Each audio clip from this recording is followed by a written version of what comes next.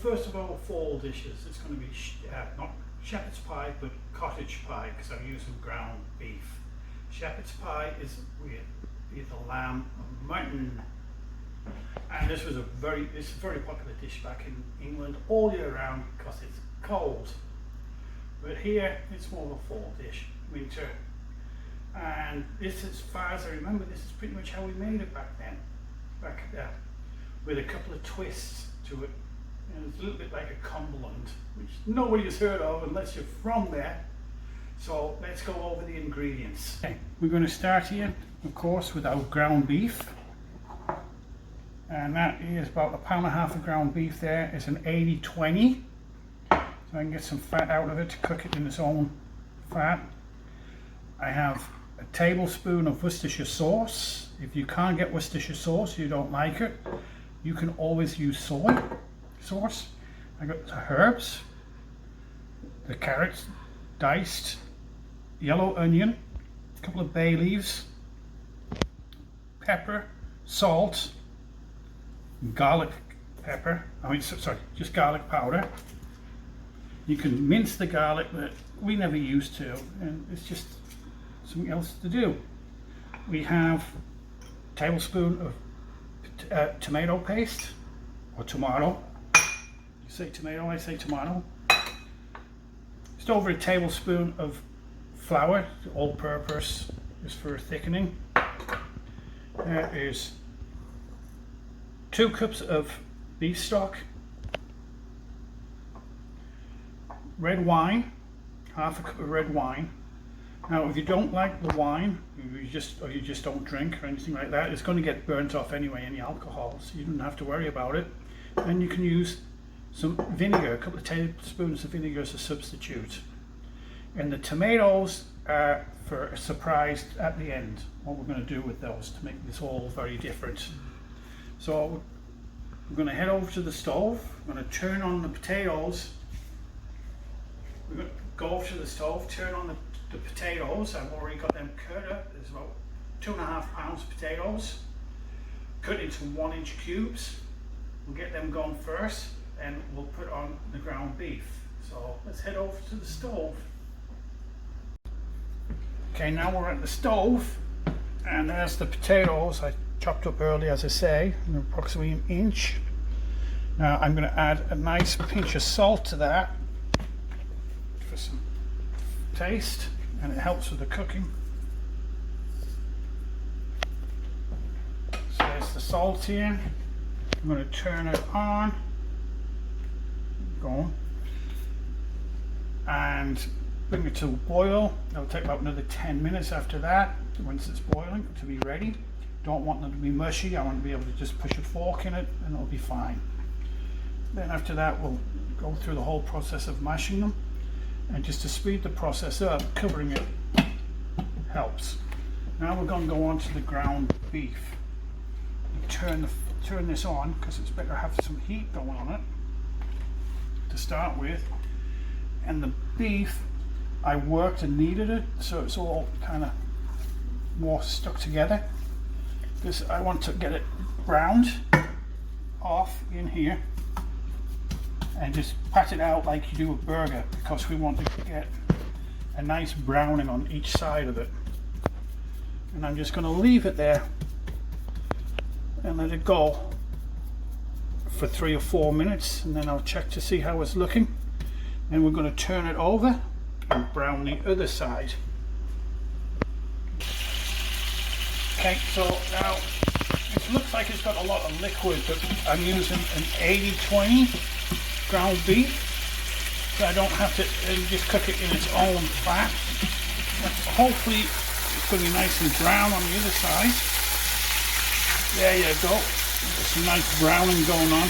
Because nobody likes that grey looking beef. And I think this is the flip. And on top of which is browning, what you're doing now is going to give it a lot of extra flavour. And you want to brown both sides down and get all that flavour in there. And one thing I did forget to do, and you can do it anytime you want, is to add some salt and pepper. So when I break it up, I'll put some salt and pepper in there as well. So right now we're going to give it another 2 or 3 minutes to cook down, and then we'll break it up and get rid of some of this excess fluid. I'm going to turn this beef over and flip it, and we've got some browning going on there now as well. Turn them all. This is what we want. We want it all like that. And then we'll break it up.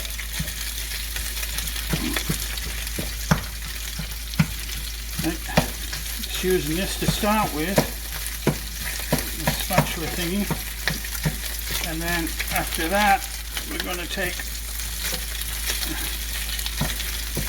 the masher and we're going to mash it up because we want it to be pretty fine. The masher I have is this one. This was Tamara Borders. You use this potato masher and a meat masher, and you just twist it round and break your meat up. And we're just going to do this for a couple of minutes until it's all really finely cut down and browned off. Okay, so now we've got the meat crumbled. And it's got a nice colour. It's not grey, it's actually brown, and it's got the darker pieces in there as well, so all that extra flavour. And I did add some salt and pepper to it. So now we're going to take it out of this pan, put it in another one, and let it sit there, and we'll put on our vegetables.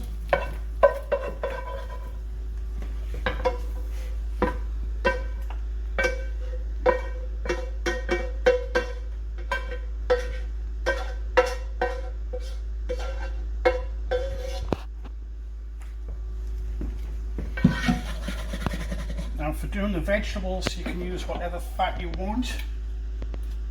Some people like to use olive oil, or olive oil and butter, but I'm just going straight with a knob of butter in there. And we'll get that all down. There's a lot of extra flavour to it. And we'll just all melted in there. And I'm going to start off with onions. And this is one. Wasn't a huge onion. I'd say medium. One medium onion there. Yellow onion. The Vivaldi works as well. So put the onion in there, and we're going to start getting that a little bit glassy.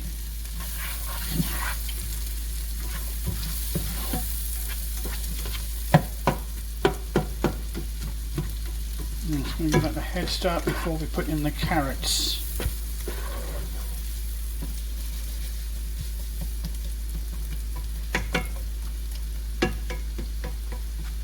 Okay, we'll just give it a stir, and it's just going to take a couple of minutes, and they'll be ready for the carrots to go in.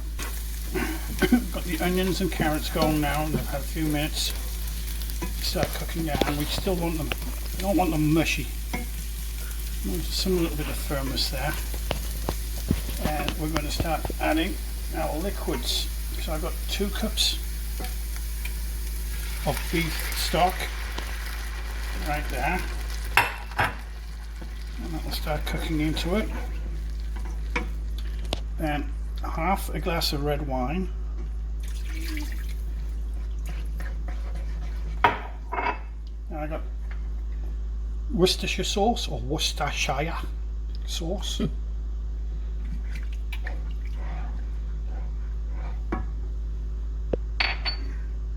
And we got our herbs, or herbs. Put some of those in there. A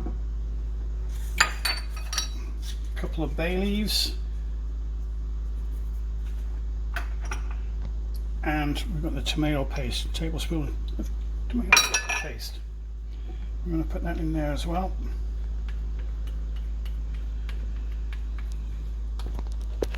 And then we're going to turn it up a little bit and get it up to a boil. and then back down to simmer. Because we want to reduce this while cooking everything in there.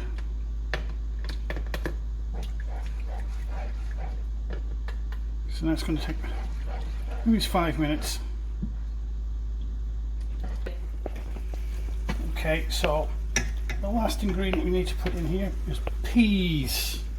You can use frozen peas or canned, doesn't matter. We're just going to put in a cup there, and we're going to fold them in. It's very traditional to put the peas in here. Some people don't, and they put the peas on the side, and others just open it in all. Then other people use the packs that have got the sweet corn in it, so peas, carrots and sweet corn. You do that as well, the frozen sweet corn. And there you go, it's all mixed in there. It's looking nice and pretty. Some colour. And it's thick enough now, so potato should sit right on it. And the potatoes, let's check our potatoes. Lid off. And they are looking pretty good. And we get a fork in there and they're not crumbling. They're just right. So yeah, and that's how you want your potatoes. I'm going to take them off. I'm going to strain them. We'll get mashing. Spoon, which isn't ideal because I'd like the potatoes to drain a little bit more, so they're a little bit drier, but that's all good. So there you go. Because you also want some moist liquid in there. You don't want it too firm. And then put it all in there. And I actually did a pretty good job of draining that just with the lid. There's no liquid in there. So next we're going to put in half a stick of butter. More butter the better. You might as well use what's left of the other piece. And I'm going to start mixing that in. Grab the mixer and get everything worked in there. Now we've got that starting going off there. Now I'm not going to, some people say you should put it in a ricer or something like that, that you need it rice, you need it really creamy, and that's not how it's usually meant to be. It's anyway, that's how I remember, not how I've ever done it. You want a little bit lumpy. But what we're going to do a little bit different is, here is times they don't put any cheese in, or they use Parmesan, but I'm using Swiss cheese and Gruyere. I'll just put a good bit of that in there. I'll probably use about a cup in there, and we're going to mix this together. And this is a really handy tool. It's better than a regular potato masher. Actually, just do this. I'll get it all down there, and then what I'm going to do is I don't add milk to mine. Not when I'm doing this. And you see it's all getting stringy now. It's all getting nicely mixed in there. And instead of using milk, we use the egg. Some people just use the yolk, but I use the whole egg. And because it's going to go in the oven, you don't have to worry about it, because it is going to be cooked. And there, now we're getting a nice consistency, nice colour.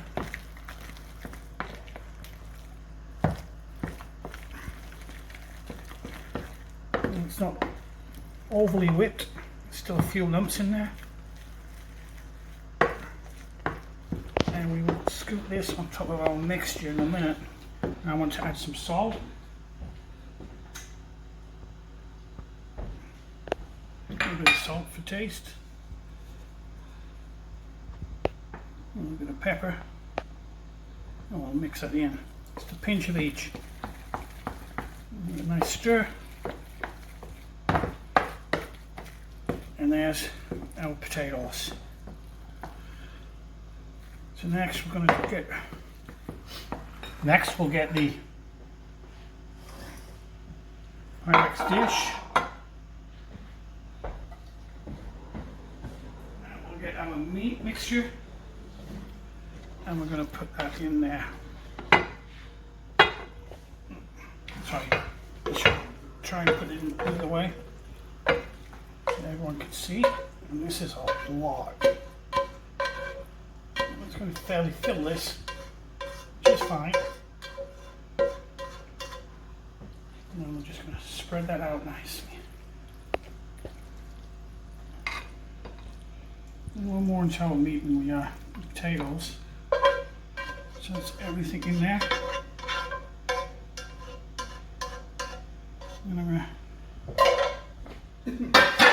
Okay, and word of advice. Don't touch your eyeball when you've been sprinkling pepper. It hurts and it makes it hard to see. So now what we're going to do is we're going to get the potato and we're just going to get with a spoon, couple of spoons, and we're just going to dollop it on. We're not going to push down hard. We're just going to spread it, put it out there like that.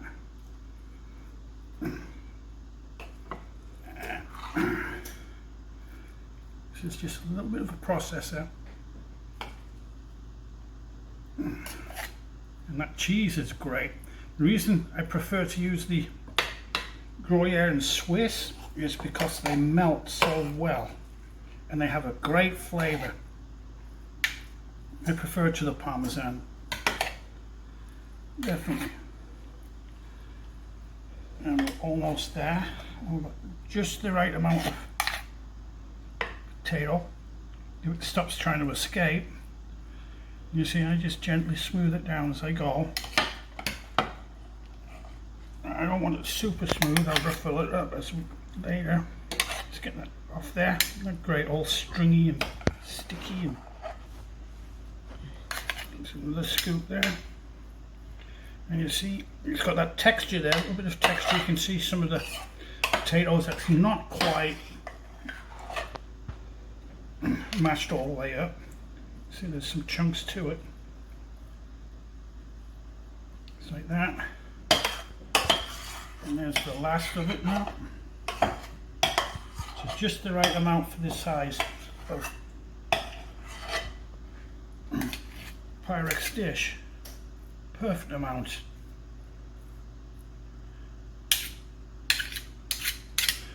And then instead of taking a fork to make nice marks on it, I'm just going to take a fork and scuff it up a little bit, because that gives the cheese that I'm going to put on top, and this is where it's different, I'm going to put cheese on top of it, and it's going to be a sharp cheddar. It's lots of cheese. And no, I didn't grate it myself. I don't always have time to do stuff like that. So I'm going to sprinkle the sharp cheddar all over it, because it'll get a nice golden colour.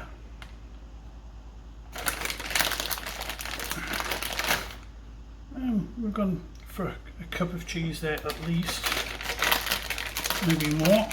Just want enough to cover all of that. And then this is what the tomatoes are for. So the reason it's called cottage cheese, as far as I was told and what I read, is because the cheese on top looks like thatching. Sounds reasonable to me. I don't know whether it's a myth or not, but that's what I was told. So, but what I do is a little bit different. Is I got that cheese on there, and this is something my dad used to do. Was he'd put tomato on top of it, just like that. Makes it look pretty and gives it that extra flavour. And these tomatoes are very good because I grew them, so they have to be good. And then what we're going to do is we're going to stick this in the oven at 400 degrees for about 20 minutes. Let this get all golden brown and crunchy, and the tomatoes to be cooked through, and then we'll eat. Okay, now we're ready to serve. Get a big spoon. Get some of the tomato in there. Let's scoop it out. Look at that. Nice and moist.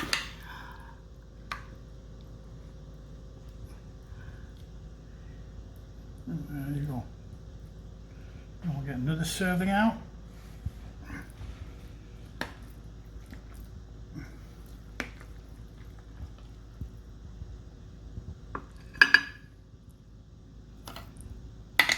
We'll probably have more later. This will do for now. So everyone can see. There you go. And now we're going to taste it, see how it goes.